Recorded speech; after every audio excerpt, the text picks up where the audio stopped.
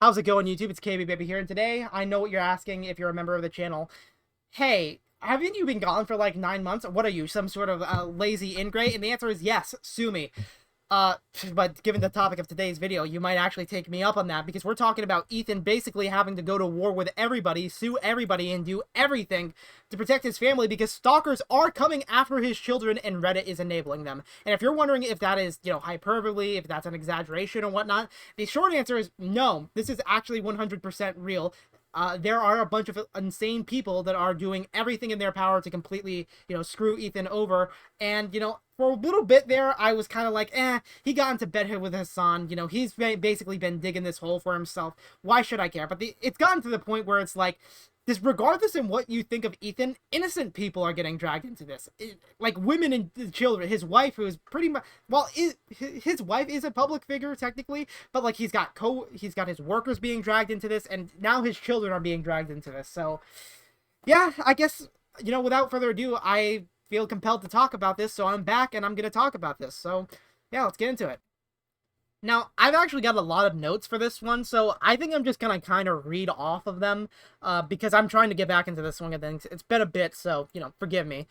I was burned by Ethan, back in the day, back in 2015, not 15, like, more like 2017, 18, 19, around that time, when he was starting the podcast, because I felt like the podcast was the kind of the death of his image, that he was this down-to-earth guy, that and I guess moving to LA, right? Because the video I remember the most of Ethan Klein was back in the day when he's like, "Hey, Casey Neistat, listen, you can't really just impose your political views on, your audience. It's just not nice, right? Like you come off as completely pretentious. You don't know what you're talking about." And honestly, I wish modern Ethan, before, going into business with Hasan Piker, I wish he took him up on his own advice, but what's done is done. Bridges were burned, and I would say the Keemstar content Nuke was probably the line where the line was crossed. I did not appreciate him using Etika as a bludgeon against Keemstar. I thought it was really in low poor taste, and I also did not like them going after sponsors. I thought it really kind of, enabled, psychotic people to use that as a tactic to go after influencers and creators they didn't like. And it unfortunately became normalized. I think it was going to be normalized, anyway, regardless of Ethan doing what he did to Keemstar, but like, it's undeniable that was a factor, and he did pay the price around the time, people went after his podcast sponsors, but I felt like I would never get an opportunity to, I guess, enjoy Ethan Klein's content again. I never thought I would be making a video like this, but lo and behold, here we are. When Ethan made the Hasan Piker content Nuke, I felt like it was kind of like old school Ethan, like maybe not like, like top tier Ethan Klein video, right? But like it was kind of like, it felt like it was getting back into the spirit of things, which is interesting because he hadn't uploaded a video, I think, for like 3 years on his channel at that point. He was focused on the podcast, and I think the content Nuke was a massive step in the right direction. I think Ethan's at his best when he's mocking and belittling people, even if they're kind of easy targets. I know Hasan is utter lobotomite, himbo, like bottom of the barrel, shoot the fish, like it's completely easy, but like still, I thought the video was pretty good given the context. I think it's probably the definitive Hasan video, Piker video, I guess. Maybe there's some other people. I know Willie Mac Show has some good videos on Hasan, but it's not a competition on who's the best, at least like in terms of this video, right? But pretty much the falling out with Hasan's community, and I guess the larger Twitch community in general, was pretty much, could be brought down to a couple things. One, he is not on his knees sucking Hasan Piker's cock all the time, which is actually a requirement. If you want to get into the Twitch community, political community, you actually need to get down and gargle Hasan's nuts. Ethan Klein didn't do that. He has a loving family, so, and he's loyal to them. So, hey, you got to do that if you want to succeed, and he just wouldn't do that. Another thing, he's in favor of a two-state solution. There are for the Israel-Palestine conflict, and to some people, anything other than complete Israeli or Palestinian slaughter is completely unacceptable for them. So, that got him ousted as well. And for thinking that October 7th, which was a terrorist attack, believe it or not, I don't think concert goers are valid military targets. And hey, here's a little, life hack for anybody on the internets. Look up October 7th whenever you get into a argument with somebody that's kind of like really out there on the left side of things, right? Like they like hey, this guy seems like a left-wing extremist. Go and search like October 7th on their accounts to see if they made any like insane like psychotic statements on the Israel-Palestine conflict after a bunch of concert goers were slaughtered instead of, you know, actual valid military targets, you know. That's my perspective on the conflict. I think war is awful and people kill each other. Whoa, so brave, right? But like again, Ethan Klein is married to an Israeli citizen, Hila Klein, and people have gone on and slandered her as some sort of IDF super soldier who drinks the blood of the innocent and kills and slaughters children and women by the thousands, right? But these smears have escalated into Ethan's a bad father, and that he's simultaneously not there for his kids. He has his nannies in the care of his kids because he just so is desperately obsessed with Hasan Piker, right? And yet simultaneously his house is a complete pigsty. It's a shit show. You know, there's shit and like junk everywhere. Even though he has nannies that would clean that shit up. Yeah, it's completely inconsolable reality. But this lie has escalated to the lie that his youngest child ate dog shit because he's gotten a new dog that's had diarrhea. And, you know, people were wondering, oh, does this, you know, like I believe 10-month-old child, you know, that has diarrhea, maybe he got, you know, contracted some sort of that disease, because you don't get it from necessarily eating that, you can get it from contact. And you know he's on the floor, he's crawling, he's a child, and like Ethan reiterates this like over and over again, that like this is just normal things that happen. Like this is like if you were actually down to earth, if you were not in your like ivory influencer mansion, everybody would understand this. But people like Hasan Piker, people like Denims, people like Mike from PA, like Bad Empanada, like you name the political like unhinged person, and like they are completely disconnected from that reality. This has effectively culminated into the largest smear campaign that I think Ethan's ever experienced. He's had hate campaigns before. Like he'd get into a drama with a community over here and a community over here and a community over there, and you know he'd from the commentary people to the Trisha people to, I guess, maybe Steven Crowder. I guess that was a controversy back in the day. Yeah, like he would pick up a bunch of people over time, right? And these people would, you know, form this hate community, and they've ran with this story that Ethan Klein's a horrible father that has, due to his own incompetence, has led to his child eating shit. And the only thing that we can do as a community of, you know, rational haters of Ethan is to completely like tear his family apart and called CPS.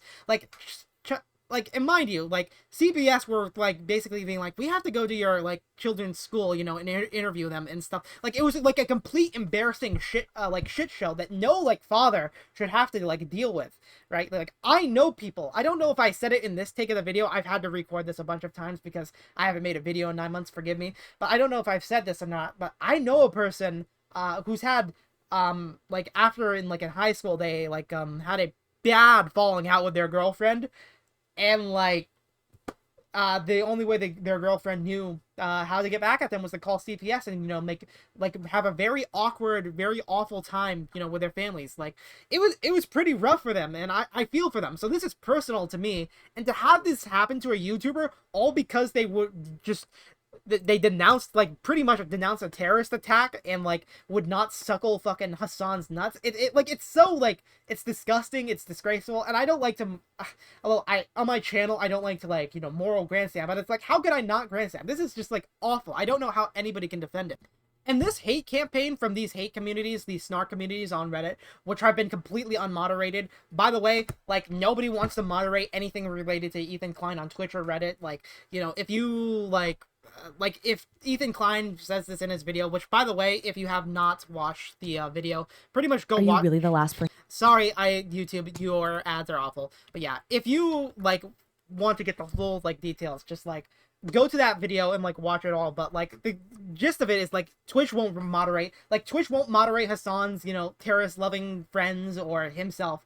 And Reddit won't moderate communities that are actively doxing, targeting, and degrading him, which is against Reddit's terms of service. And it's like, if you're going to have these terms of services in the first place, you can't selectively enforce them. Like, what's the point of the rules if you're just going to selectively enforce whatever you want anyway? Like, that's, like, to me, that's, like, so insane. And obviously, all these social media platforms have had this problem for a long while, but it's like, it's still so disheartening to like see it like on this level. Man, my throat really hurts, by the way. I guess maybe I was gargling Hasan's nuts because I've been sitting here since like, I don't know, like 6 o'clock doing, like, trying to record this video, but it's been pretty hard.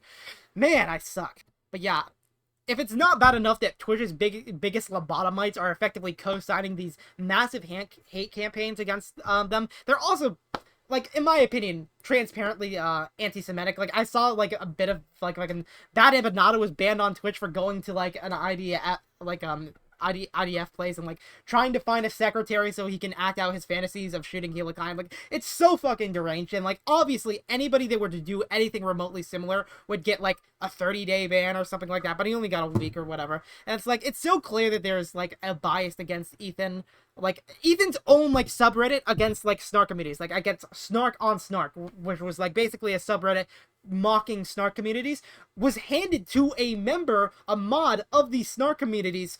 And it's like I genuinely, like, it sounds like a parody. It sounds like a bad movie, like, oh, everybody's colluding against Ethan, but no, literally everybody's colluding against Ethan, it feels like.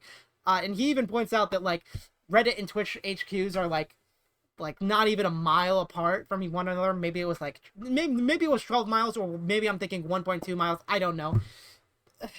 I can't remember off the top of my head, but like, it's just fucking awful, man, like, to see this. And it really does feel like a lot of the factor is that he's just a Jew that won't like completely bend the knee to the Israel-Palestine conflict, and like the perspective that, you know, Palestine needs to go and plow through all the Israelis, like, get to the IDF or whatever. Like, it's so insane. Like it's complete, like, Ethan has given them so much ground. I want a two-state solution, you know. This dictator that I said, this guy that I said was not, was actually cool, he's not cool, right? I overstepped. And it's like, nothing he does is ever enough. So, I guess the point of the video, I have one thing I want to say after this, but the point of the video is just like, I think people need to, you know, use their voices. I think they need to do everything in accordance to terms of the service and law, and voice the fact that, hey, this shit is fucked up. Twitch, Reddit, you have to just enforce these rules equally. You can't, like, enable these people. Like, you're, like, a mainstream platform. You can't just enable, like, this intense, like, brigading and doxing and stuff. Like, that sounds like a lawsuit waiting to happen. Even if you're, like, evil as fuck. Like, that sounds, like, super, like, incompetent evil. Like, why would you give yourself, like, open to that, like, line of attack? I just don't understand. Like, it feels like the, you know, inmates are running the asylum at Twitch and Reddit. And I guess that's like my, I guess how I'm gonna end like that section. And there's just one more thing I wanted to say, and this is another reason why I'm making this video. It's probably the bigger reason, I'd say, like, because obviously we know that these platforms don't give a fuck about terms of service or like actually trying to be in accordance to their own rules or whatever. It's all selectively enforced. But if there's one thing I actually want to talk about and like really nail down, it's the fact that like so many of these streamers that like Ethan Klein has helped over the years and like actually, you know, given a chance, specifically Idubbbz and Anissa, like with the Creator Clash. He gave them interviews, he gave them free promotion, he has a member of his podcast that's gonna fight in Creator Clash. He's given them so much, and they, like, I'm pretty sure, like, their editors, like, was, like, saying they, like, something about, like, the IDF or something in Ethan Klein, and just, like, repeating, like, smears and stuff, and, like, the fact that, like, not even necessarily, like, they have friends, but the fact that they can't, that Ian, like, Idubbbz, and Anissa have a friend that's like, or a former editor